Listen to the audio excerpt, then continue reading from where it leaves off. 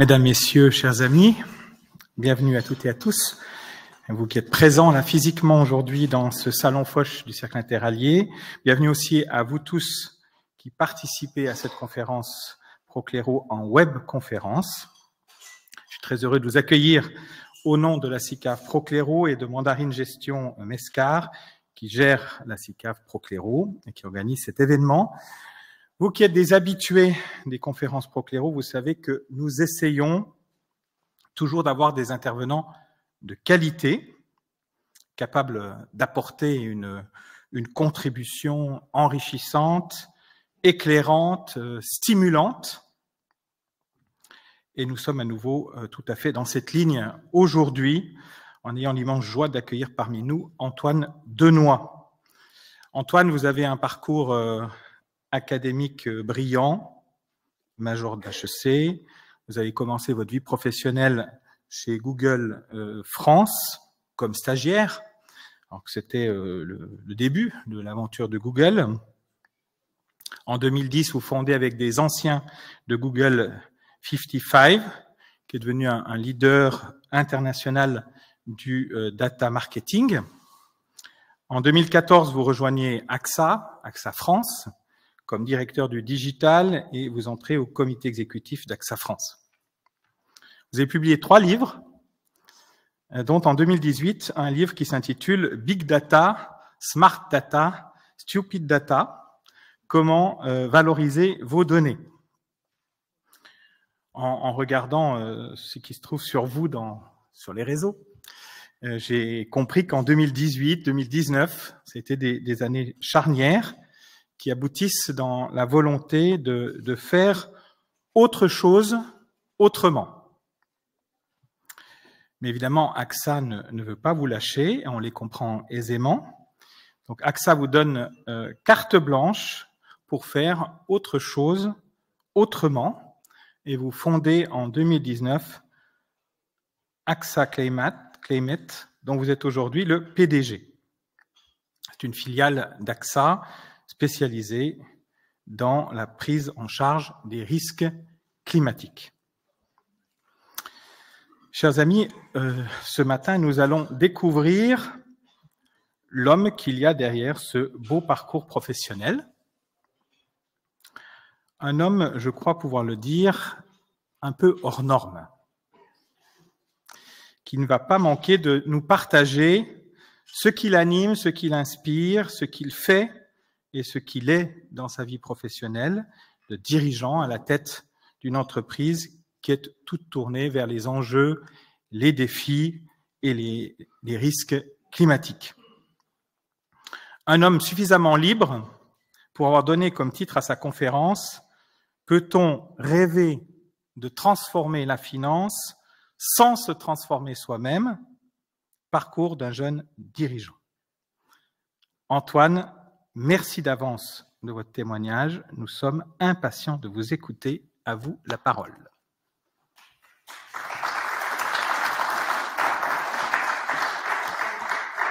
Merci beaucoup de votre invitation. Je suis évidemment tout intimidé de vous parler de moi. J'aime pas beaucoup parler de moi en plus, donc soyez bienveillants dans l'exercice. Mais c'est quand même un peu l'enjeu de parler de soi et de parler de sa transformation, en effet, quand on parle de la transformation de la planète, de notre secteur et de la finance. Donc je vais quand même me prêter à l'exercice pour la session. Merci beaucoup. Alors, j'ai envie de vous dire plein de choses, évidemment. Donc, je m'appelle Antoine, j'ai 39 ans, j'ai 3 petites filles. Et en effet, j'ai eu la joie, après quelques zigzags professionnels, de lancer un étrange animal qui est AXA Climate. Je vous en dis quelques mots, simplement pour poser un peu le propos de manière concrète, avant peut-être de m'envoler vers quelques concepts. Donc, AXA Climate, on est 250, donc on a bien grandi depuis 5-6 ans maintenant, parce qu'on l'a lancé fin 2018. Et nous, ce qu'on fait depuis fin 2018, c'est ce qu'on appelle de l'adaptation climatique. Alors, adaptation, on en parle beaucoup, parce que le changement climatique, on en a pris conscience, change déjà. Et donc, nos entreprises, nos territoires, nos politiques doivent bouger et s'adapter. Mais en 2018, c'était un peu prêcher dans le désert que de parler d'adaptation. Et c'est pourtant en tirant ce fil qu'on s'est lancé.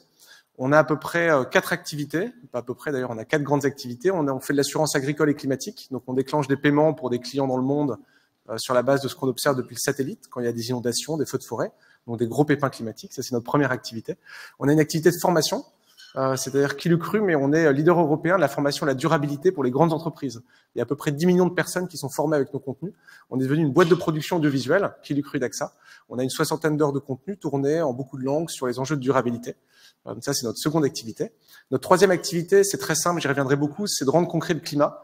Donc, on a un métier de carte, on a un métier scientifique, donc on prend des cartes de nos territoires et on projette à 2030-2050 les risques climatiques pour alerter les entreprises sur ce qui est en train de se passer. Et puis, notre quatrième activité, c'est le logiciel. Voilà, à peu près, on en est arrivé au bout de 6 ans. Et ce dont je voudrais témoigner avec vous, c'est la joie de voir, tout simplement. Parce que la transformation, ça fait un peu peur. C'est un peu inhibant de se dire il faut se transformer. Il y a quelque chose de l'ordre de la contrainte. Et ce dont je voudrais témoigner, c'est simplement de la joie à voir des choses qu'on n'a pas l'habitude de voir. Il y a 6 ans, au moment de lancer AXA Climate, je suis le typique bobo parisien issu, on va dire, de la transformation digitale et data, qui marche un peu avec des œillères. Je caricature un peu le propos, mais vous me suivez. Et donc, je vois des choses intéressantes, mais je vois surtout des choses habituelles. Et donc, je voudrais témoigner du fait que j'ai vu en 6 ans, au service d'AXA Climate, et j'espère au service aussi de la société de nos territoires, des choses différentes depuis le lancement d'AXA Climate. La première chose que j'ai vue vers 27-28 ans, c'est la souffrance.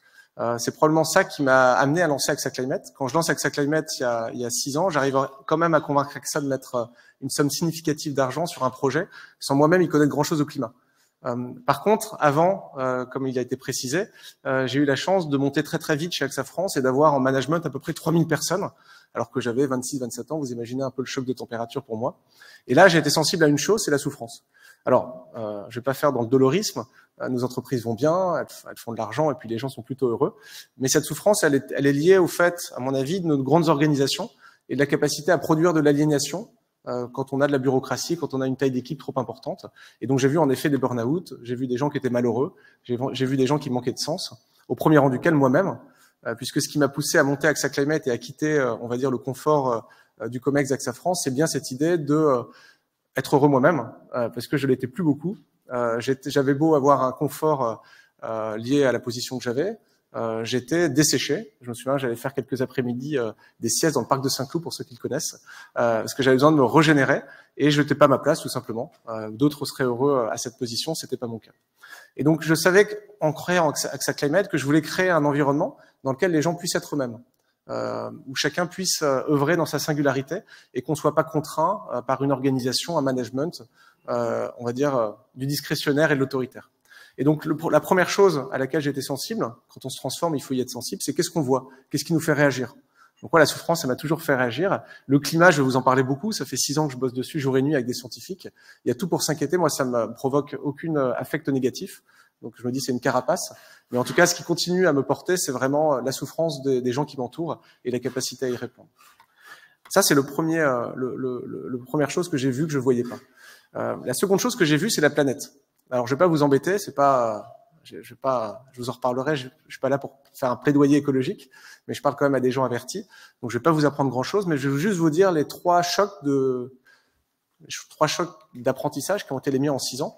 Puisqu'avec AXA Climate, vous imaginez bien qu'on commence sans connaître rien au climat et on a quand même l'ambition de former une grande partie du marché à ces problématiques. Donc, on a dû apprendre vite.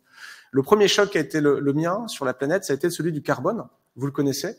Je dis souvent que c'est le choc de la survie, de l'existentiel.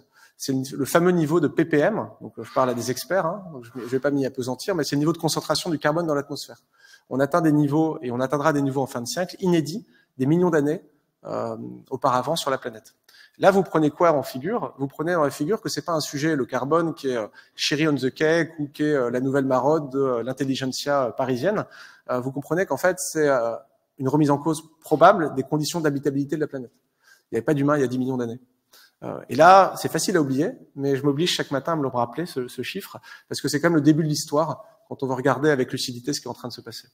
Le second choc d'apprentissage, c'est ce qu'on appelle le choc de complexité, ce que j'appelle le choc de complexité. Alors là, tenez-vous bien, je m'en suis toujours parmi, c'est cette idée que derrière le carbone, il y a d'autres limites planétaires. Il y a d'autres cycles naturels qu'on a réussi collectivement à casser.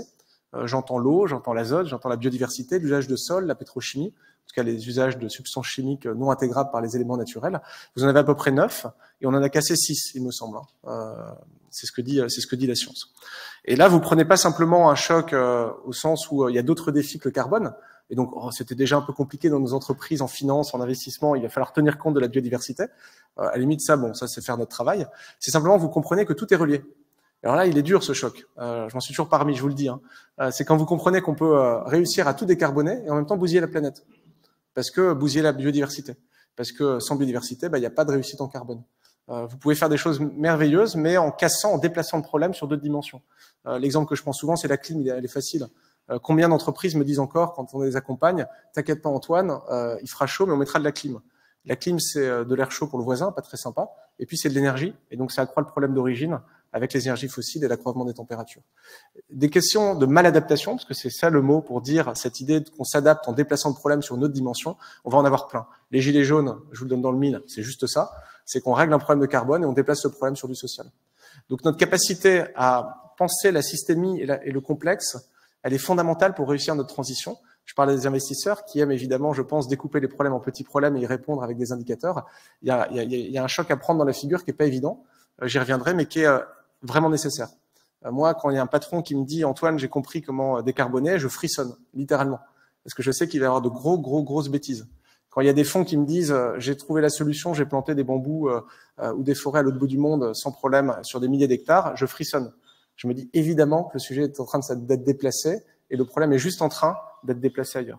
Donc ce choc de complexité, il n'est pas simple parce qu'avec notre éducation, enfin en tout cas moi j'ai une éducation d'épicier comme on l'appelait dans la famille, donc j'ai pas un ingénieur, j'ai fait une école de commerce. On aime à un moment donné découper les problèmes et apporter des solutions. Moi j'ai été payé et je peux probablement encore payer pour ça. Mais là dans la complexité, il faut s'arrêter, il faut savoir souvent prendre son temps avant d'agir sur le monde parce qu'on ne sait pas très bien la ruse de la raison et ce qui va résulter de notre action. Donc ça, c'est le deuxième choc de complexité en apprentissage, et ça, il est costaud. Je continue à le peser, à le porter un peu comme une croix. Le troisième, c'est les modèles économiques. Alors moi, je suis épicier, je pensais qu'on m'avait appris bien les modèles économiques, j'ai appris mon ignorance. C'est vers 37-38 ans, je rencontre un spécialiste des modèles économiques alternatifs, et je comprends qu'on m'a éduqué, on m'a formé à un modèle économique volumique. Je suis pas en train de vous parler de décroissance, on y reviendra, c'est pas ma tasse de thé. Simplement pour vous dire qu'en fait, toutes nos entreprises, quoi qu'elles disent sur les sujets de durabilité, gagnent leur vie à vendre de la matière. C'est vrai d'AXA, c'est vrai de la BNP, c'est vrai des métiers de service qui sont derrière les acteurs. Quand vous fabriquez des lave-linges, comment vous gagnez votre vie? En vendant des lave-linges. Le marché français, il est saturé depuis 1985, date de ma naissance. J'ai parlé à des réparateurs Darty, des vieux réparateurs. Ils m'ont dit, en fait, on a de cesse que de nous rendre non réparables tous les lave-linges du marché français pour créer de la saturation et créer du réachat. Ça donne du marketing plus ou moins heureux en publicité. Ça donne des fonctionnalités plus ou moins utiles. En tout cas, force est de constater que tant qu'on a des modèles économiques qui vont gagner s'ils vendent de la matière, on est mal barré. Parce que quand vous prenez ces trois apprentissages sur la planète, que je vous ai un peu résumé de 6 ans en quelques minutes, en fait, vous arrivez à l'idée toute simple que la durabilité, si c'est juste réduire le négatif, ça va pas le faire. Parce qu'on est de plus en plus nombreux, on a de plus en plus d'entreprises, et si on se réduit le négatif, de toute façon, mathématiquement, en fait, on va continuer à détruire la planète. D'autant que la planète, c'est pas une question de flux. Malheureusement, il faut porter l'héritage des générations d'avant, et donc c'est aussi une question de stock. C'est-à-dire qu'on a malheureusement déjà mis beaucoup de carbone dans l'atmosphère, donc l'enjeu est d'autant plus difficile pour nous. Il n'est pas simplement de réduire, mais il est de petit à petit régénérer nos écosystèmes naturels. Et donc ça, c'est voir la planète. J'y reviendrai, mais c'est encore la voir de manière extrêmement intellectuelle. Là, je vous ai donné de la théorie, quelques concepts. C'est pas encore fondamentalement ce qui fait une transformation. Mais la question que j'ai envie de vous poser au-delà des partis pris politiques, des partis pris de posture sur ce qu'on pense de l'écologie, j'y reviendrai, c'est vous en êtes où dans cet apprentissage? Moi, j'ai pas fini d'apprendre sur ce sujet de l'écologie. Plus on apprend, plus on comprend qu'on ne sait pas.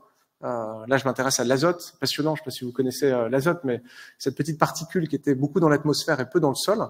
Il y a un protocole allemand d'après-guerre qui permet de le prendre dans l'atmosphère et de le mettre dans le sol. Ça permet de faire la révolution verte et le rendement agricole. Et on a complètement explosé tous nos sols en Europe. Et c'est pas un petit sujet, l'azote. Ça a fait sauter le Premier ministre, je suis mauvais en nom, donc me jugez pas. Le Premier ministre néerlandais a sauté à cause de ça. Parce qu'en fait, ils se sont rendus compte qu'ils avaient plus d'émissions d'azote supplémentaires. Et donc, tenez-vous bien, je crois que c'est le deuxième exportateur de bétail, néerlandais. Quand vous voyez la taille du pays, vous dites ils sont comme forts en technique. Ils ont dû réduire par 30 ou 50% la taille du cheptel à cause de l'azote. Et ils en sont passés à réduire la vitesse maximum autorisée sur l'autoroute de 130 à 110 aux Pays-Bas pour pouvoir continuer à construire. Donc en fait, petite substance comme l'azote, qui paraît très anodine, en fait, in fine, déclenche beaucoup de choses pour nos sociétés. aussi sur la partie politique. Donc tous ces sujets, je vous incite à vous y intéresser, sans parti pris, c'est d'abord de la science, mais c'est quand même ça qu'on a en face de nous. Je parlais avec un politique, j'en discutais tout à l'heure, qui m'a beaucoup fait rire parce qu'il me disait « j'en ai marre de parler d'incertitude ». En fait, il n'y a que des certitudes. Il y a 12 000 soldats nord-coréens en Europe. Il y aura 4 milliards de personnes en Afrique à la fin de siècle. On va arriver à 3-4%, 4 degrés à la fin de siècle. Donc en fait, il n'y a pas d'incertitude. Il y a des certitudes physiques. Et donc la question, c'est plus de dire évitons-nous décideurs de se réfugier derrière l'âge des incertitudes, tout est flou, il faut naviguer à vue. En fait, malheureusement, je pense qu'il y a un enjeu aussi de regarder en face l'état de la planète et de prendre les décisions qui vont bien. Je suis sur une estrade, j'espère que j'ai pas de posture haute parce que je suis vraiment rien pour dire ça. Je vous dis simplement le témoignage qui est le mien et le fait que ça m'a saisi aussi de voir la planète comme elle était. Alors après, j'ai appris à voir les pigeons. Alors je sais pas si vous aimez les pigeons, mais en fait, c'était très intellectuel pour moi la planète, ce que je veux dire en théorie. Donc comme moi j'ai un petit prisme intellectuel, je restais un peu dans mon confort. Je vois François qui se marre parce que j'ai quelques taupes là qui bossent chez Climate dans l'Assemblée. Enfin, j'ai surtout François. Et donc ça reste très intellectuel. Donc moi j'aime bien l'intellectuel. Donc c'était assez facile pour moi de faire ces apprentissages. Ça m'a pas forcément transformé. Par contre, j'ai compris qu'il fallait que je regarde les choses différemment. Et que si j'arrivais pas à articuler le macro et le micro, j'y arriverais pas. Alors, je voulais apporter surtout parce que j'ai besoin de regarder l'heure, mais je me suis doté d'un petit Nokia. Et donc, j'ai abandonné le smartphone il y a 1 an et demi maintenant.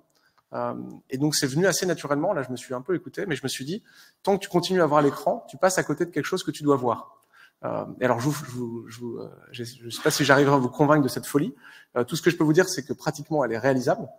J'ai un quotidien agité comme tout le monde, je dois répondre à des mails. C'est simplement cette idée de réserver le temps de l'écran à l'ordinateur. Et puis quand vous sortez dans la rue, quand vous êtes entre réunions, de passer à autre chose. Ça marche. Alors pourquoi je l'ai fait? Je l'ai fait parce que je pense qu'il y a un truc qui a parlé en moi et qui a dit si tu restes intellectuel, ça passera pas par rapport à l'enjeu de transformation de l'activité. Et je l'ai fait et je veux témoigner aussi de la joie que c'est. Je l'ai fait aussi pour dire à mes enfants, à un moment donné, quand ils grandiront, ne prends pas de portable. Ce sera compliqué de leur dire avec le portable au bout du nez.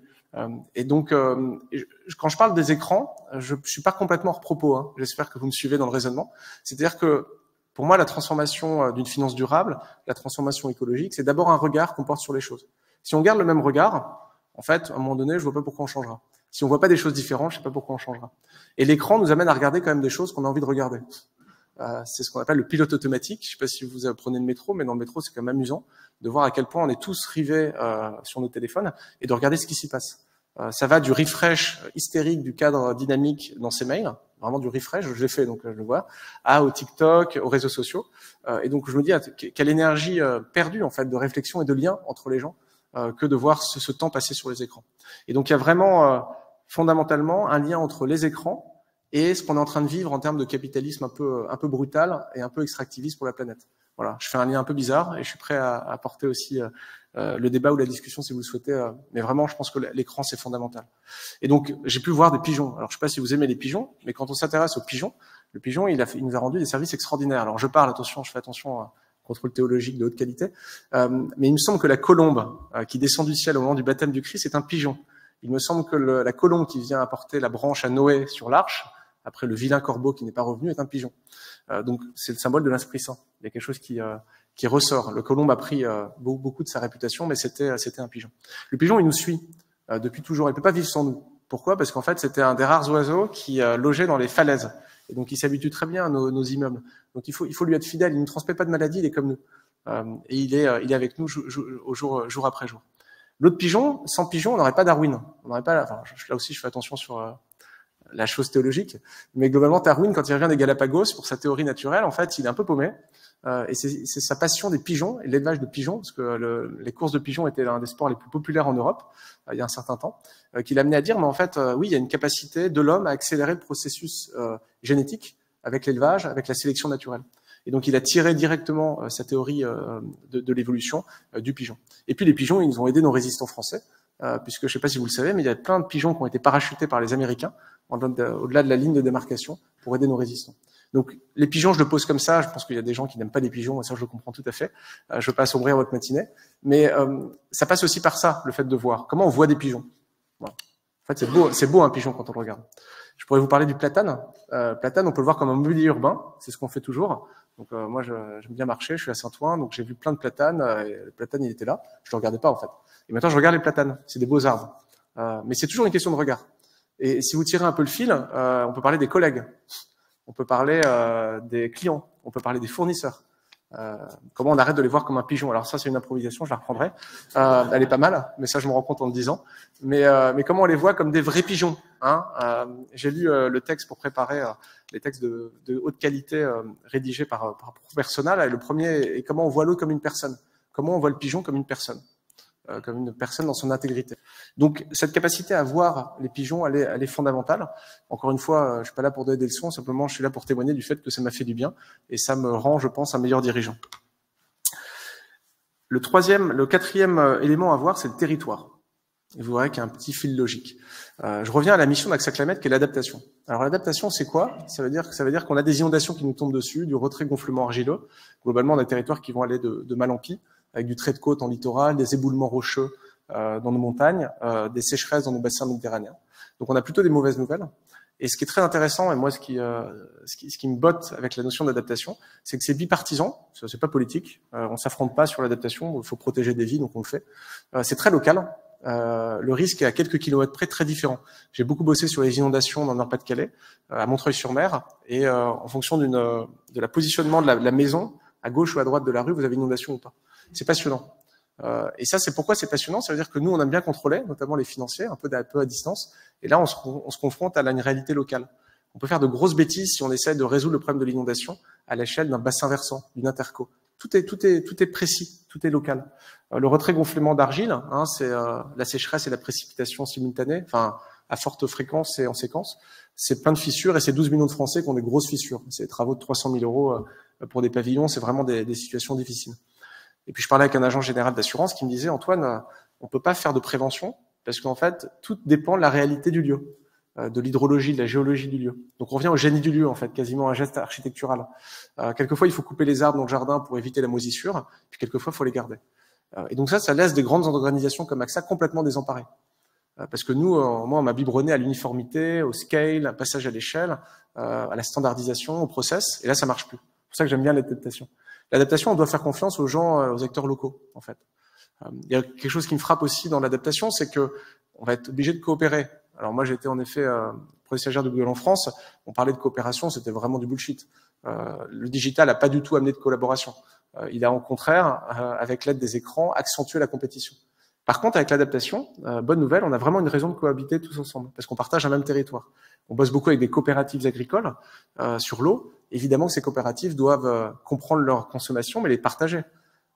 Quand on bosse sur des réseaux de chaleur où la chaleur fatale de l'outil industriel vient chauffer des habitations, et dans l'autre sens, quand les eaux usées de l'habitation viennent aider l'irrigation arboricole ou industrielle du coin, c'est de la coopération concrète. Donc l'adaptation va nous obliger à coopérer. Parce que quoi qu'on le veut, en fait, on partage un même territoire. J'y reviendrai. Et puis la coopération, l'adaptation, elle nous oblige à modéliser ce qu'on n'aime pas modéliser. Et je vous mets au défi, vous, grands financiers, de me prouver que vous l'avez modélisé, c'est la résilience. Tout le monde en parle, personne ne l'a modélisé. C'est quand même le grand éléphant dans la pièce. C'est très très dur de modéliser de la résilience. Et pourtant, c'est fondamental et dans beaucoup des discours des entreprises et des investisseurs. Pourquoi c'est difficile? Parce que la résilience, ça nécessite en fait d'être situé et d'être local. On peut pas, depuis Paris ou depuis, on va dire, même à l'échelle d'un fonds, se dire je vais modéliser de la résilience. Ça n'a pas de sens. En fait, ça dépend vraiment de la situation locale. Je donne souvent l'exemple de ce patron industriel qui pour moi, que j'ai rencontré et qui pour moi résonne financièrement comme 100% ou 99% des patrons industriels. Il résonne sur de l'optimisation et des décisions financières sur du TRI. Et donc, je viens le voir, je lui dis, écoute, il faudrait que tu mettes un traitement d'eau fermée comme dans ton usine parce qu'il y a de moins en moins d'eau. On est dans les Pyrénées-Orientales, c'est quand même un peu craignos. Donc, il faudrait peut-être que tu mettes un système de réutilisation de ton eau. Et il me dit, mais Antoine, l'eau ne coûte rien. Tant que l'eau coûte quelques centimes, j'ai aucune raison de le faire. Et ça, c'est la réponse classique. J'en ai 10 exemples à vous donner sur l'énergie, etc. Et en fait, c'est une capacité qu'on a financièrement à se rassurer sur quelques hypothèses de TRI en partant du principe que le monde va rester tel qu'il est. Mais en réalité, ce que j'essaie de faire avec les entreprises qu'on accompagne sur l'adaptation, c'est les amener à raisonner en résilience. C'est-à-dire, s'il y a 10 arrêtés sécheresse qui te tombent dessus dans les 10 prochaines années, est-ce qu'on peut mesurer, est-ce qu'on peut être lucide sur le coût du business et l'arrêté du business que tu vas subir dans ton usine? Et là, tout d'un coup, il y a des millions, et tout d'un coup, la décision peut se faire. Je parlais avec une autre patronne d'un grand groupe agroalimentaire qui me disait, Antoine, qu'est-ce que j'ai dû lutter pour faire une usine de biométhane au Maroc par souci de résilience énergétique? J'avais tous les financiers qui me disaient, mais non, mais regarde le coût de l'énergie, c'est pas cher, ton truc, il tient pas. Elle s'est pris Poutine, et tout d'un coup, elle était complètement perçue comme perchée et hors propos, et tout d'un coup, elle devient celle qui a pris, entre guillemets, la bonne décision. Donc en fait, je dis pas qu'il faut détruire nos modèles, évidemment, surtout pas devant l'Assemblée. C'est simplement cette idée que la résilience oblige, de fait, à déconstruire un peu la façon dont on pense la rentabilité. J'ai aucune autre solution à vous donner, parce que je pense qu'on est au début de l'histoire, mais ce qui est sûr, c'est que si on veut mettre de l'argent sérieux sur nos territoires pour amener l'eau, pour se protéger du trait de côte, pour déplacer des populations, en fait, il va falloir qu'on soit capable de mesurer de la résilience long terme. Bonne nouvelle, c'était jusqu'ici l'État qui le faisait. Mauvaise nouvelle, il les ruinait. Donc en fait, la théorie du changement aussi qu'on porte chez Climate, c'est de passer par les grandes entreprises pour qu'elles comprennent le sort de leur territoire et qu'elles amènent petit à petit à financer aussi son adaptation. Et ça nécessite quelque chose de pas facile pour les entreprises. C'est pour ça que je parle de voir son territoire. C'est de faire le lien entre son territoire et son entreprise. Alors les TPE, PME, on n'a pas besoin de leur faire la messe, elles le savent. Nos grands groupes, souvent assez financiarisés, un peu déconnectés, après des années de mondialisation, c'est plus compliqué. Quel est le lien entre, si les Pyrénées-Orientales, sur lesquelles j'ai beaucoup travaillé, tombent, qui est le département le deuxième le plus pauvre de France, je vous passe les détails, mais ils ont très peu de nappes phréatiques, ils ont très peu d'eau, et le château d'eau des Pyrénées est en train de donner ses derniers souffles à cause du réchauffement. Donc il y a eu des sécheresses très très dures en 22-23, et ça m'a intéressé d'y bosser parce qu'en fait il y a un réveil du conflit entre le tourisme d'un côté, les arboriculteurs de l'autre, et donc la rareté peut créer le conflit. Pourquoi à un moment donné, comment les entreprises peuvent comprendre que, par exemple, quand on est, je prends au hasard, mais Point P, on fait de la construction, j'ai travaillé un peu dans les usines Point P, comment on arrive à convaincre le patron de Saint-Gobain et de Point P que si le territoire du Pyrénées-Orientales périclite, à cause d'un effet boule de neige socio-économique lié au manque d'eau, et bien en fait, il aura moins de business. Et ben, c'est pas évident. C'est pas évident. Moi, j'y suis allé, je me permets de le citer, parce que c'est un bon ami. J'y suis allé avec le patron de Point P, que j'avais accompagné sur des journées de formation chez Climate. Et il m'a dit qu'il avait fait 600 visites Point P. Comme moi, je pense que j'avais fait 100 visites d'agence AXA quand j'y étais. Mais il l'avait fait en pilote automatique. C'est-à-dire qu'en fait, il venait, il voyait que, en fait, son écosystème rétrécit, son agence Point P. Et c'est ça qu'on fait, parce qu'on a des problèmes de temps. Donc, quand on va visiter, même, je pense, vos actifs, vous êtes probablement un peu en pilote automatique, à serrer des paluches, à poser quelques questions, et puis à repartir et à prendre le train. Et là, on y allait 2 jours, Pyrénées-Orientales. C'est un bon exercice. Et là, on s'est rendu compte qu'en fait, on ne parlait que cette personne, là, de Point P, elle ne parlait qu'à ses artisans, qu'à ses clients directs. Et donc, elle voyait probablement pas venir le problème. On a passé du temps à simplement aller rencontrer des promoteurs, des parties prenantes qu'elle n'avait pas l'habitude de voir. Et en parlant à un promoteur, ça nous est éclaté au visage. En fait, il y a un problème fondamental de business pour Point P, parce qu'il n'y a plus de foncier.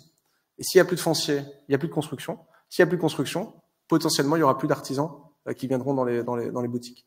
Et ça, pour se rendre compte de ça, ça vous paraît trivial, vous allez me dire, Antoine, franchement, 2 jours pour ça, bah oui, 2 jours pour ça. Et la plupart des boîtes, elles n'ont pas conscience de ça. Elles font pas cette boucle retour entre le territoire. Et là, c'est un autre exemple que j'avais avec Accor quand je bossais dans la data. Il y avait déjà Airbnb, et puis j'étais un peu inquiet pour eux. Donc quand je bossais je mettais des tags de web analyse sur leur site, donc j'étais pas du tout strat.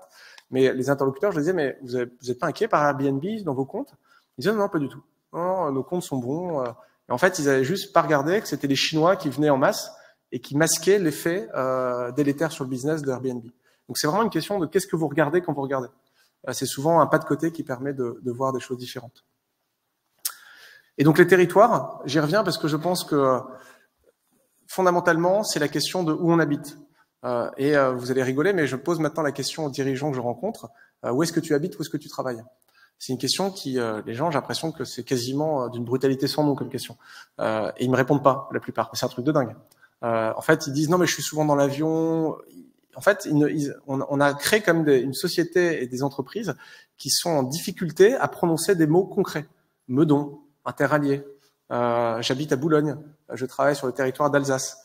J'ai pensé j'étais dans un petit déjeuner avec une banque fameuse, familiale, et ils me parlaient un peu de leur feuille de route régénérative, ce qu'ils allaient faire. Je leur dis, mais c'est quoi votre territoire?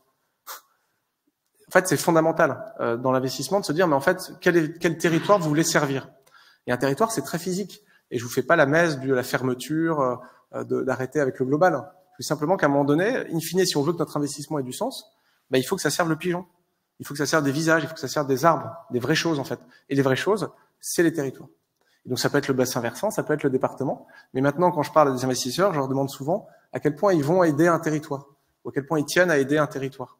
Et notamment avec les family office, c'est intéressant parce que c'est quand même des familles qui sont là et qui servent quelque chose, évidemment de plus grand depuis des années. C'est intéressant de leur poser la question quel territoire ils veulent servir. Et encore une fois, c'est pas juste la gloriole de se localiser, c'est juste la condition de jeu pour toucher de la réalité et faire des choses bien. Et j'y reviens, pas déplacer le problème. Parce que si on reste à des niveaux de généralité, comme on l'a dans nos entreprises, si on continue à manier du concept comme le client, comme le marché, comme les indicateurs financiers, et uniquement des indicateurs financiers, on va manquer de réel, mais on va surtout abîmer le réel. Parce qu'en fait, on va déplacer le problème. On va se faire croire qu'on a résolu des problèmes alors qu'on a résolu juste notre petit problème théorique, le carbone. Donc on va décarboner, on va tuer notre biodiversité. Donc la seule façon d'honorer cette complexité que j'ai essayé de décrire, qui est cette idée un peu saisissante et un peu tétanisante de, en fait, il y a plein de cycles naturels, tous reliés entre eux, et on peut faire beaucoup de bêtises si on fait pas attention, c'est de revenir au local, au territoire. J'ai essayé d'accompagner des dirigeants sur la compréhension de la biodiversité, j'ai arrêté. Hein. Maintenant, c'est un billet de train, tu viens 2 jours, et puis tu vas faire un inventaire de biodiversité près de ton usine, et puis ça va être beaucoup plus utile qu'un PowerPoint ou amener Jean Jouzel ou les classiques pour faire un petit cours sur la biodiversité.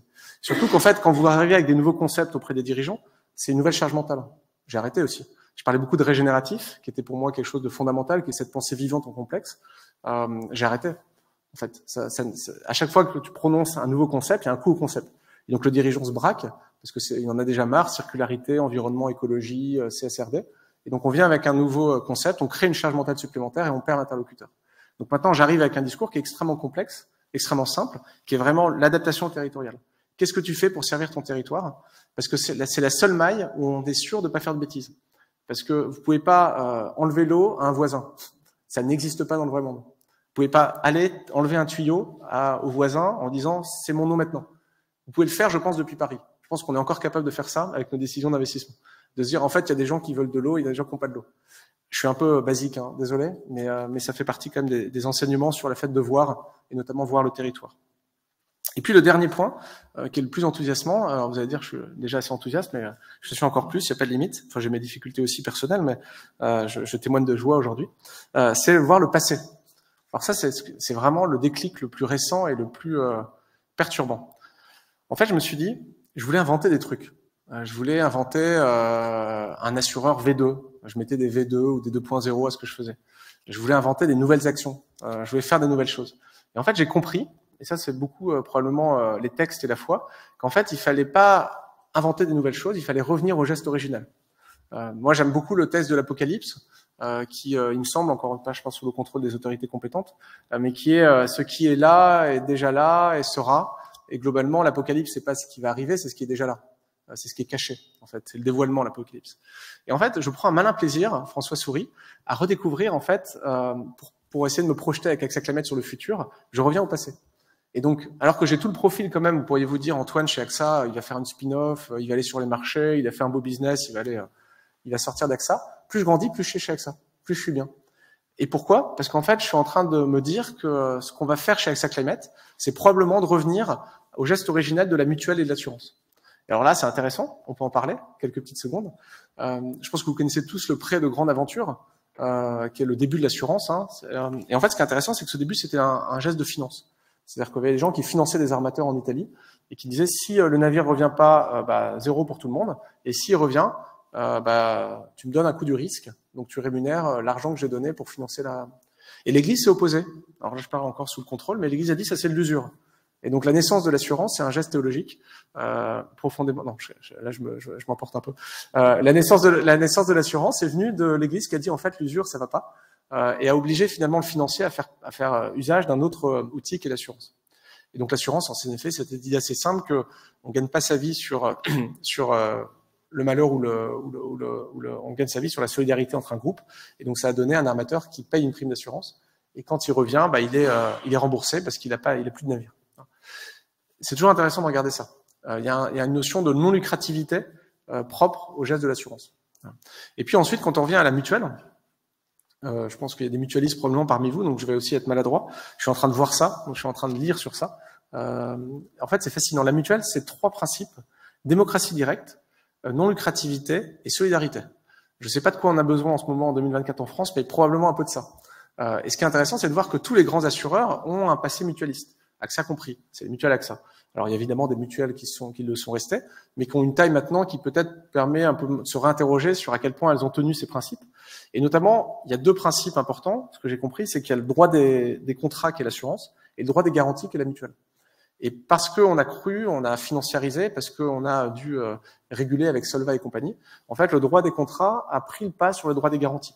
Et donc, il a fallu se rassurer sur les compétences des dirigeants, il a fallu se rassurer sur les fonds propres. Ce qui fait que quand vous êtes un habitant dans Pyrénées-Orientales et que vous dites l'État va pas m'aider, je sais pas très bien qui va m'aider, j'aimerais pouvoir, avec l'agriculteur du coin, créer une mutuelle pour faire en sorte de financer des projets qui ont du sens pour le territoire, il n'y a personne. Parce qu'il n'y a pas cette signature financière qui permet de développer ces mutuelles. Et donc, AXA Climate, ce qu'on va essayer de faire, c'est qu'on a développé des business, ça c'est très bien, mais l'idée, c'est comment on met ces business au service d'une mutuelle, tout simplement. Une mutuelle qui s'honore. Et donc, on est en train de bosser beaucoup sur l'agricole, en disant comment on peut trouver des démonstrateurs de solidarité sur l'agricole, parce que c'est ça quand même une grande partie du sujet, et recréer une mutuelle entre des agriculteurs, des habitants et des entreprises qui se mettent ensemble en garantie, en nature et en cash, pour garantir un revenu, probablement une qualité de vie, et garantir in fine la viabilité du territoire. Ce que je voudrais conclure quand même, avant d'éventuellement laisser la place aux questions, sur le fait qu'il faut voir aussi la France à la fin, si on s'emballe un peu, voir le territoire, voir les pigeons, c'est bien beau, voir le passé, mais in fine, ce qu'on voit, c'est que notre enjeu in fine, pour garder du lien, c'est quand même d'honorer le pays et d'honorer son sol. Le sol en France, il vaut le même prix qu'en Roumanie, pour plein de raisons, la SAFER, la difficulté à vendre, etc. Donc le sol, paradoxalement en France, il est peu défendu, il est peu protégé. Et les agriculteurs en payent les conséquences. Parce qu'un agriculteur à qui on dit toute la journée il faut que tu prennes soin de ton sol, in fine, économiquement, il n'y a pas grand intérêt si on est cash. Parce que à sa revente, il valorise pas ce qu'il a fait. Et donc il y a vraiment un enjeu par rapport à notre patrimoine, à la richesse de notre territoire, à venir réhonorer ce sol, ce foncier, et à financer, à permettre aux habitants, à ceux qui vivent dans ces territoires, de continuer à y vivre en préservant leur viabilité. C'est ça l'horizon pour moi d'AXA Climate dans les 5 ans, avec toute petite taille, on est 250, mais on pense être figure aussi de vitrine de ce qui pourrait être fait en termes d'évolution du métier d'assureur, notamment sur cet enjeu territorial. Je crois que j'ai terminé. Je pense que je ne vous ai pas complètement écrasé sous une chape de plomb. Ce que je voulais, pour terminer, juste résumer, mais vous l'avez vu, c'est que la transformation, c'est pas une souffrance, c'est pas une difficulté, c'est pas un plan d'action, c'est pas une to-do. C'est simplement vraiment hyper pratique, en tout cas dans mon cas, ça a été le cas. Cette question, c'est qu'est-ce que je vais voir aujourd'hui que je ne vois pas habituellement.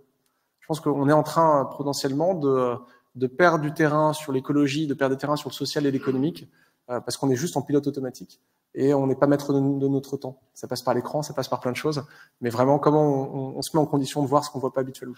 Ça se joue malheureusement uniquement là, et heureusement, parce que c'est à la portée de chacun. J'ai essayé d'en témoigner. Merci beaucoup.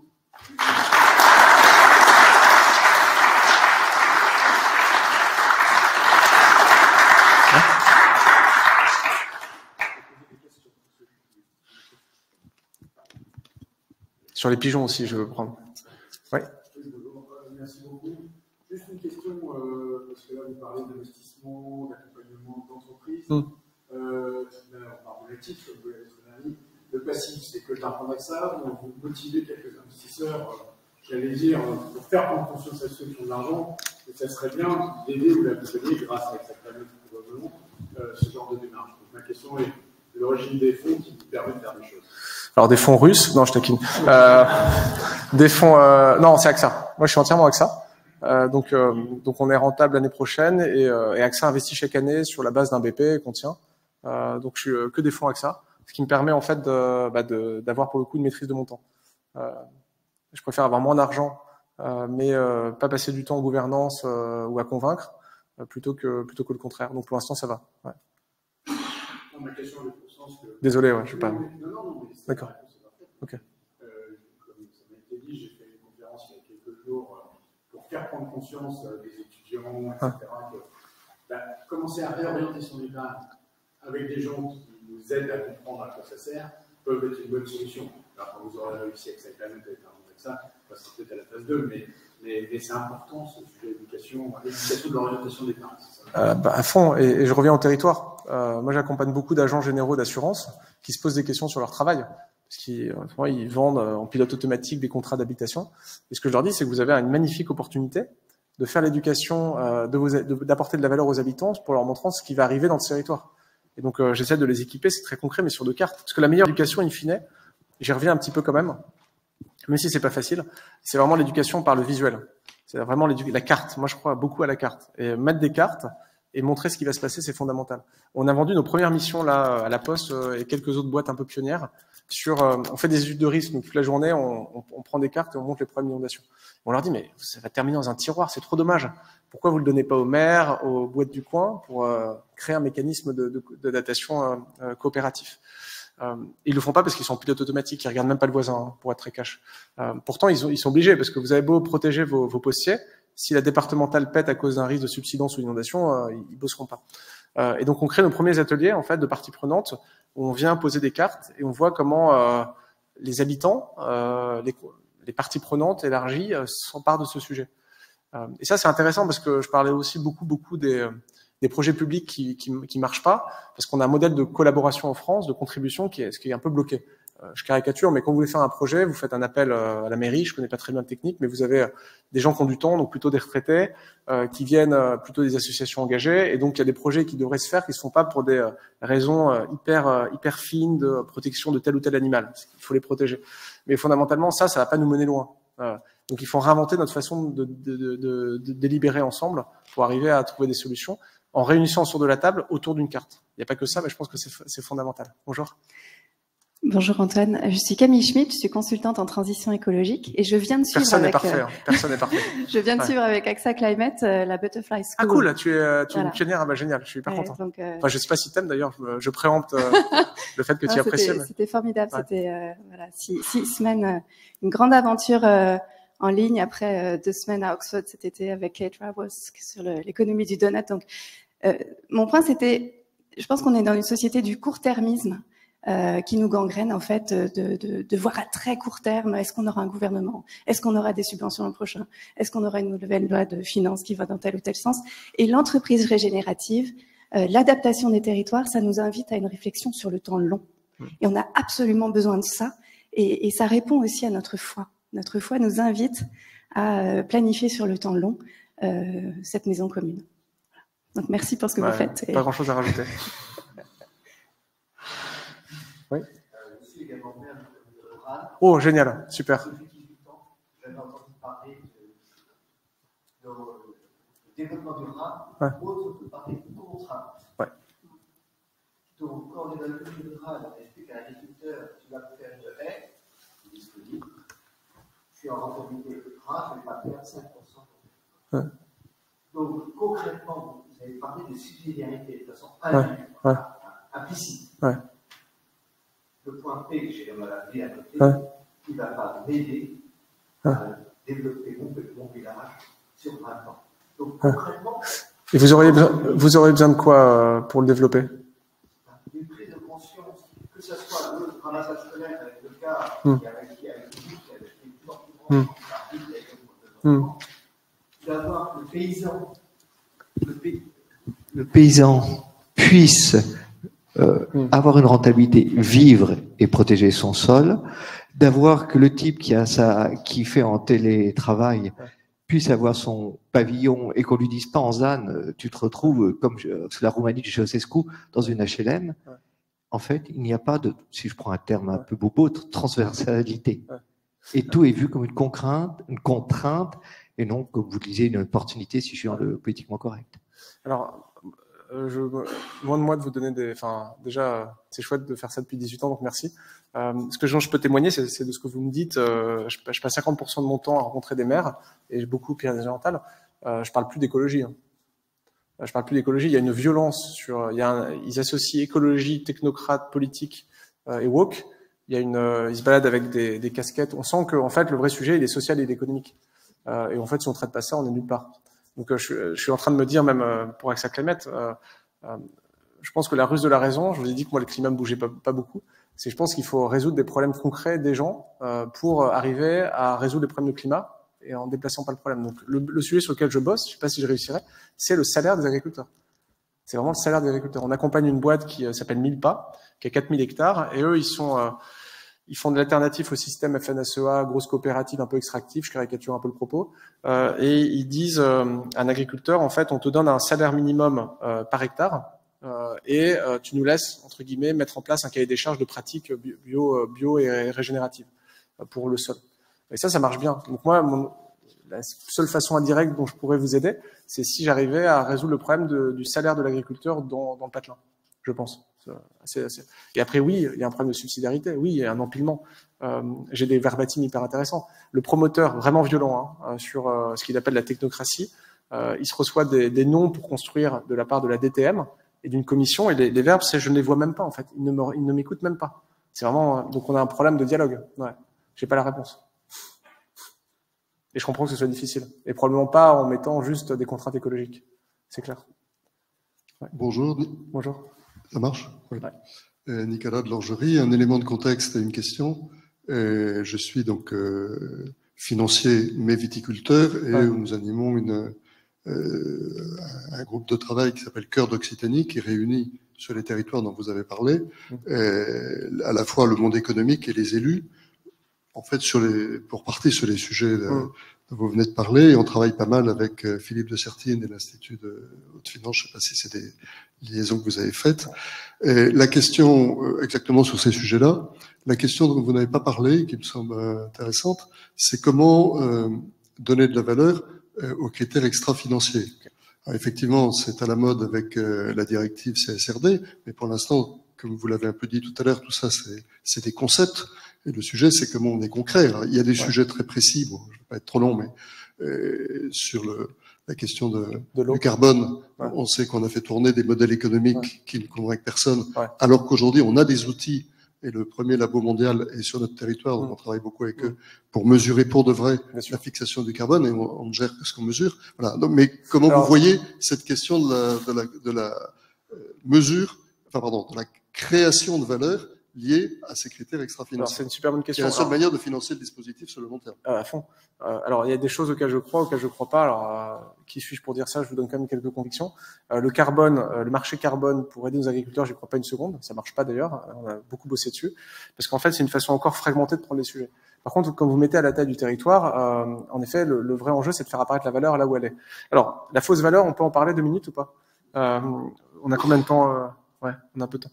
Donc je bosse beaucoup sur les inondations dans le Pas-de-Calais. Alors là, c'est assez sympa. Je visitais des habitants avec un architecte, Thierry Daniel-Lacombe, que m'a fait rencontrer François, qui a un titre fabuleux à suivre, qui reconstruit, entre guillemets, les maisons impactées par des aléas climatiques entre le maire et le préfet, qui ont souvent un jeu d'opposition. Je pense que, je sais pas si vous confirmerez en tant que maire, mais le préfet souvent doit prendre des décisions qui sont pas forcément du goût du maire en termes de déplacement et d'évacuation. Quand vous arrivez, on est arrivé dans une maison avec une jeune famille, ils étaient en train de reconstruire à l'identique, après inondation, à l'identique. C'est-à-dire que c'était même assez burlesque, c'est-à-dire qu'on parlait, et puis il y avait les ouvriers qui travaillaient et qui mettaient la prise électrique à 10 cm. Donc en fait, rien n'avait changé dans la maison, tout était en train d'être reconstruit. Et en fait, là, c'est une leçon d'humilité aussi, parce qu'on arrive avec nos principes, oui, il faudrait construire des maisons adaptables pour la prochaine. En fait, ils sont contre-fiches, d'une certaine manière. Et ça, c'est ce que j'appelle une usine à chiffre d'affaires artificielle. C'est-à-dire que globalement l'assureur il a payé, il a plutôt bien payé, parce que je pense qu'il gagne aussi sa vie sur les marchés financiers, l'actif passif ça combine. Le promoteur il est plutôt content parce qu'en fait il rachète des maisons et puis il reconstruit. Le Saint-Gobain du coin il est content parce qu'il vend du matos, le Point P il est content, le Bouygues, le Vinci aussi, enfin tout le monde est content, sauf in fine, et d'ailleurs est-ce qu'il y a vraiment in fine des gens qui en bavent? Probablement un peu l'habitant. Donc tout l'enjeu, c'est de venir déconstruire ça. Et ça, des usines de chiffre d'affaires comme ça, il y en a plein. Et ruse de la raison, on a accompagné un autre habitant et on se dit, mais comment il va pouvoir revendre sa maison, cette famille, dans 3 ans? Parce qu'ils me disent, on va partir dans 3 ans, donc on s'en fiche d'avoir reconstruit l'identique. On parle à l'agent immobilier qui dit, bah non, mais c'est investissement locatif. En fait, l'investissement locatif, c'est génial. Tu fais une petite décote, le type achète, et après, c'est l'assurance habitation du locataire qui prime. Donc c'est même pas lui qui paiera la prochaine inondation. Donc c'est cadeau, en fait. C'est vraiment free lunch, hein. Pour le coup, si je parle des libéraux. Là, on est, en tout cas, il y a un déjeuner gratuit quelque part et il y a quelqu'un qui doit payer les coûts. Je pense que c'est probablement nous. Mais donc ça, on en a beaucoup. Et donc tout l'enjeu, c'est comment on fait réapparaître des changements de valeur. Alors sur l'agriculture, c'est ce qu'on appelle les PSE, qui vous connaissez très bien. Pour ceux qui connaissent, c'est paiement pour service rendu. C'est cette idée, il y a pas mal de programmes avec l'agence de l'eau, qu'un agriculteur qui prend soin de sa terre, qui met moins de pesticides, en fait, on a des coûts évités de traitement pour les nappes de captage, pour les zones de captage aux alentours. Et donc, en fait, l'idée, c'est de faire apparaître ça. En Occitanie, il y a un rôle hyper important de la vigne contre le feu. Donc, je bosse avec la protection civile pour faire en sorte que quelqu'un qui prend soin de son vigne, qui continue à prendre soin du paysage, il soit rémunéré pour. Je fais un peu du café du commerce, mais globalement, le sentiment que j'ai sur l'agriculture, c'est qu'on a quand même des milliards de la PAC qui sont donnés en déclaratif sans contrôle à des individus au nom d'un prétendu aide à la production, mais que fondamentalement, en fait, l'agriculteur, il rend un service public et qu'il n'est pas honoré et rémunéré pour ça et qu'on gagnerait à l'explicité. Il y a plein d'autres exemples de PSE où, par exemple, sur l'élevage, la production de lait, il y a plein de producteurs de lait maintenant qui se mettent à faire de l'herbe. Et l'herbe, c'est génial parce que ça ralentit le cycle de l'eau. Donc, en cas d'inondation, ça permet de ralentir les dégâts et ça permet à un moment donné de garder un sol qui permet de continuer à vivre. Alors, la vraie question, c'est qui est prêt à payer pour le PSE? Actuellement, il n'y a que le public qui est prêt à faire, les agences de l'eau, l'ADEME, etc. Est-ce que les entreprises sont capables, parce qu'elles ont compris qu'il fallait garder des territoires viables, à payer? C'est un peu notre conviction, mais on n'y est pas. Hein. C'est un des volets, mais l'autre, c'est comment est-ce que demain, un financier, un investisseur pourra valoriser le fait qu'une entreprise soit en avance et duplicable sur ces éléments vertueux pour effectivement valoriser ses critères extra-financiers dans le fait qu'elle va mettre du capital dans la boîte qui n'est pas encore forcément complètement rentable, mais qui est largement en avance sur tous ces critères, un peu sur une logique de start-up. Potentiel de création de valeur, et après, il y a la question du long terme. Si des financiers qui restent 3-4 ans, c'est compliqué quand même d'aller extérioriser de la valeur à la résilience. C'est un peu l'équivalent de l'investissement locatif, quoi. C'est des vraies questions. Ouais. Pas facile. Question aussi, oui. J'ai entendu le mot attention à la souffrance des autres, qu'on pourrait appeler compassion, éducation, qu'on pourrait appeler évangélisation. Il y a aussi la question de la joie, qui est qu'on peut tirer sur le thème de l'espérance dont vous parlez, et sur le thème d'aujourd'hui, comment se transformer soi-même. Est-ce qu'il y a une introspection, en effet, sur qu'est-ce que le bonheur, plus dans la relation, y compris dans la relation avec la nature et le territoire, que dans la possession, et comment passer cela à nos générations futures, à nos enfants, au système éducatif, universitaire, etc. Et deuxième question qui est liée, donc, quelque part dans le monde politique aussi, qu'est-ce qu'on peut faire à partir du pouvoir public? Et deuxième question qui est liée, et si on faisait 100 mètres dans la rue un peu plus loin, est-ce qu'on pourrait vous proposer comme Premier ministre président à l'Élysée? Voilà. Est-ce que vous avez une envie politique ou pas? Alors, oui, le lien, mais je prends le risque parce qu'on est une communauté qui partage je prends le risque d'être un peu tarte à la crème, mais oui, enfin, c'est juste cette joie, c'est le lien en fait. J'étais dans le métro et je vois il y a un sans-abri qui parle et qui est moins agressif que les autres. Il est même pas agressif du tout. Il a une voix très posée. Il dit on va tous mourir parce qu'on pense qu'on peut vivre l'un sans l'autre. On pense tous qu'on peut se passer des uns des autres. En fait, c'est pas le cas. On pense tous que c'est la possession. Enfin, globalement, il dit un peu ce que tu dis là. Et il le dit, mais moi, hyper calme. Il vient se poser. Et moi, j'étais en train de lire un livre où j'étais sur cette phrase. En fait, on va mourir d'être séparés les uns des autres. Donc, je me lève. À ma côté, on était deux seuls à lire un livre dans la rame de métro. Et c'était un officier de l'armée du salut. Et donc, il se lève. On va parler avec lui. Et en fait, les trois, on avait un Nokia. C'est quand même marrant quand même. Faut l'imaginer. Le même modèle, hein, les trois. Enfin, c'est une synchronicité de dingue. Et il disait ce que vous dites. C'est le lien. Ouais, c'est bien sûr. Et je relisais, je relis pas de la philosophie tout le temps, mais je relisais, pour le coup, Socrate, c'est intéressant, c'est le combat avec Gorgias sur qu'est-ce que le bonheur. Et Gorgias qui lui dit, mais le bonheur, c'est d'aller voir des prostituées, de bien boire quand on veut bien boire. Et le raisonnement logique implacable de Platon / Socrate, c'est de dire, bah, en fait, celui qui est heureux, c'est le galop. Parce qu'en fait, il a besoin de se gratter, il se gratte tout le temps. Donc, en fait, il est heureux. Si on suit ton raisonnement, Gorgias. Donc, oui, il y a quelque chose autour de ça. Et la politique, c'est compliqué de pas être méta parce que, j'ai l'impression que ce système rend fou, donc c'est un peu la même chose. C'est que moi, je cherche plutôt à explorer des politiques publiques différentes avec des entreprises que aller, entre guillemets, me confronter à ça, parce que qu'est-ce que c'est dur. Hein. J'avais parlé à d'anciens, faut aussi malheureusement leur donner des médailles, hein. Parce que y aller en ce moment, c'est pas facile, et puis y aller depuis des années, c'est pas facile. Mais c'est le système probablement qu'il faut. Il y a quelque chose de l'ordre de comment on décide collectivement. C'est la même question en macro, mais en micro. Et toi, moi, ce qui me fait gomme de la joie, c'est de me dire la réponse du macro, c'est le micro. Pourquoi je reparle du point P? Parce qu'on avait préparé le fait d'aller voir le patron de Saint-Gobain pour lui dire il faut pas que tu laisses mourir des territoires. Et on n'était pas arrivé à trouver la boucle logique qui l'amenait à comprendre le lien au rapport de bourse, comment ça allait être percuté. Et en fait, on s'est dit, si on n'arrive pas à le faire en micro avec un agent.p, cette prise de conscience du territoire, mon business, on n'arrivera pas à le faire en macro. Je pense que c'est ça qui est probablement la clé. C'est d'aller en micro, quoi. Ouais. Une question, comment évangéliser selon vous l'industrie du PE qui ont des cycles d'investissement finalement assez courts, 4 ans d'investissement, 4 ans de désinvestissement. On a un TRIC pour les LPs, on a le carré d'interest qu'on vise pour nourrir sa famille et plus si affinité. Plus il y a affinité avec le carré. Est-ce que vous avez des exemples, est-ce que vous avez des actions à destination proprement des financiers du C'est des clients, donc on les forme, on fait des analyses de risque. J'ai pas la réponse à ta question. Je pense qu'elle est très difficile. Si tu vois le passé, ça existe pas pour rien. Mais peut-être que ça a été dévoyé comme plein d'autres modèles. Donc peut-être c'est un retour à pourquoi ça existait et s'assurer d'être fidèle à ce pourquoi ça a démarré, le PE, 4 ans. Et peut-être qu'à un moment donné, l'hypothèse que je fais, c'est que l'exigence de volume et l'exigence qu'on a de faire toujours plus grand a amené à dévoyer le modèle comme les mutuelles ou les assureurs se sont dévoyés. Moi, je ferai un petit retour sur qui a créé le PI, où c'est né, et au début, ça a servi à quelle boîte. J'essaierai de rester fidèle à ça. Mais c'est un... Ouais. Comme vous disiez tout à l'heure, on a l'impression que voir les choses en vérité, arriver à en parler en vérité, c'est assez fondateur de votre démarche.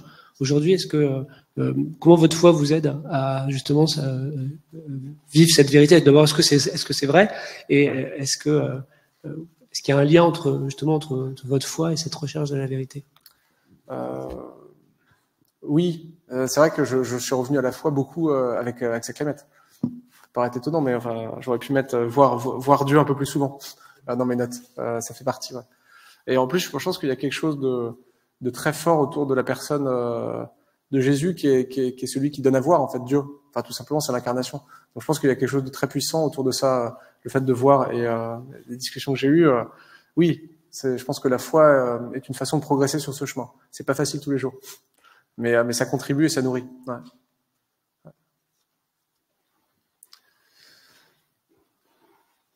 Dernière question méchante ou pour partir? Pour se chauffer ou pas? Non, check-in. Merci en tout cas. Salut, ça va? Ouais. Merci. Eh bien, merci du fond du cœur, cher Antoine. Je vous avais annoncé, chers amis, un homme hors norme. Eh bien, j'aimerais que vous soyez la norme, Antoine. Merci pour votre témoignage. Moi, ce qui m'a beaucoup marqué, c'est regarder le micro. On est vraiment dans la posture la plus traditionnelle depuis toujours, hein, de partir du réel et non pas de partir des idées ou d'un modèle. On voit d'ailleurs toutes les limites des modèles aujourd'hui, hein, de revenir à ce réel et de regarder ce qu'on a autour de nous, en particulier l'autre, la nature, etc. Hein, je vous invite aussi dans cette ligne-là à aller lire ou relire les 5 premiers cahiers Pro Persona publiés en 2017 sur l'anthropologie. Ces 5 cahiers sont fondamentaux. Il faut les connaître, j'allais dire, par cœur. Il faut vivre de ces cahiers. Tout ce qu'a dit Antoine ce matin se trouve dans ces cahiers dans le sens où lui-même l'expérimente et le vit. Hein, ça rend aussi ce rapport au réel, qui est aussi le rapport au temps long en particulier, hein, ce rapport au réel, eh bien, nous permet aussi d'être libre. Hein, et ça, c'est magnifique. Merci pour ce témoignage de votre liberté, Antoine. Hein, un homme qu'on sent être impossible à enfermer dans un cadre. Merci aussi pour votre franchise, votre authenticité.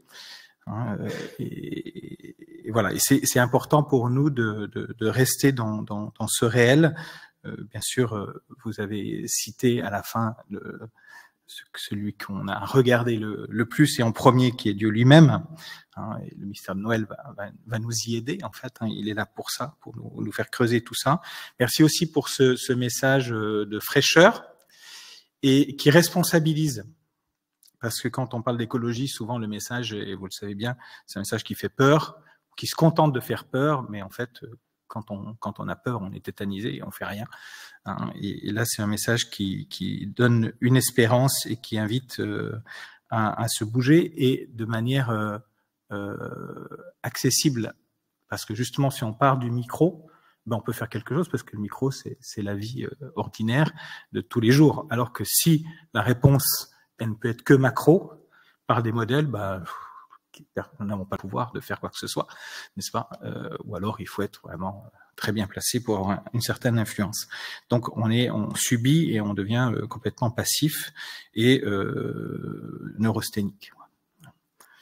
Voilà. Donc, merci vraiment Antoine pour cette intervention punchy, hein, qui me fait du bien, stimulante, qu'on va garder. Et moi, je vous invite aussi à aller réécouter cette intervention sur le site procléro.com. Vous l'aurez, je pense, dans la journée ou demain.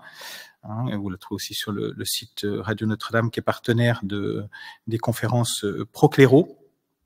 Je pense qu'on peut réécouter tout cela, le choc du carbone, le choc de la complexité, des modèles économiques qui se réduisent à vendre de la matière, le choc du territoire, hein, le génie du lieu, la résilience, hein, la place du passé, la place du temps, hein, toutes ces choses-là qui sont des éléments fondamentaux dont nous devons nous imprégner.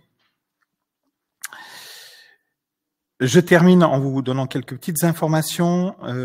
La première, c'est que vous pouvez retenir dans vos agendas le 11 mars, qui sera la prochaine conférence Procléro, où on accueillera Olivier Deguerre, qui est fondateur de FeeTrust, qui est un expert en investissement social et solidaire et en engagement actionnarial, hein, qui nous partagera combien il est nécessaire de tenir ensemble, et Antoine l'a dit aussi tout à l'heure, le social et l'environnemental, en mettant même le social en premier si on veut avancer vraiment sur l'environnemental, hein, et on pourra pas avoir une transition authentiquement juste sans aborder vraiment cette question sociale. Et puis comment on peut faire cela? Donc Olivier Deguerre viendra témoigner de cela, de ce qu'il fait depuis de longues années sur la place de Paris. Voilà. Vous pouvez aussi bloquer dans vos agendas le mardi 20 mai de 14h30 à 22h30 où il y aura la 4e journée de la finance intégrale qui aura lieu au Théâtre de la Madeleine à Paris. Voilà, je crois que je vous ai donné les informations essentielles. Merci pour votre participation à toutes et à tous, que ce soit ici en présentiel ou en webconférence. Puis je vous souhaite à tous un très beau et joyeux Noël, entouré de tous ceux que vous aimez. Profitez de bien les regarder, justement, tous ceux que vous aimez, qui seront autour de vous pour Noël. Ne vous laissez pas accaparer. Hein, prenez le temps de contempler le mystère profond qui se cache derrière la magie de Noël, hein, ce qu'il vient et surtout ce que ce mystère vient éclairer dans votre propre vie. Vous savez, 2025 sera une année sainte, comme tous les 25 ans dans l'Église catholique. Hein. Donc c'est l'occasion, je vous y encourage, de faire un pèlerinage à Rome, d'aller à Rome, parce que les années saintes, on va à Rome. Voilà, c'est comme ça. C'est comme ça depuis toujours. Il faut regarder le passé. Et le passé, eh bien, il nous dit que les années saintes, on va en pèlerinage à Rome. Voilà.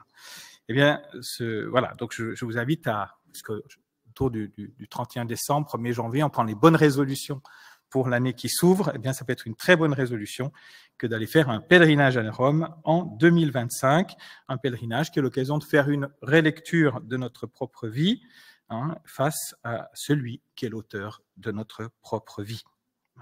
Donc, je vous souhaite vraiment une année sainte, qui soit une année de renouveau, une année pleine d'espérance et une année habitée par le désir de devenir non pas le meilleur, mais de devenir toujours meilleur. Je vous souhaite à tous une très belle journée et au 11 mars prochain. Merci infiniment Antoine.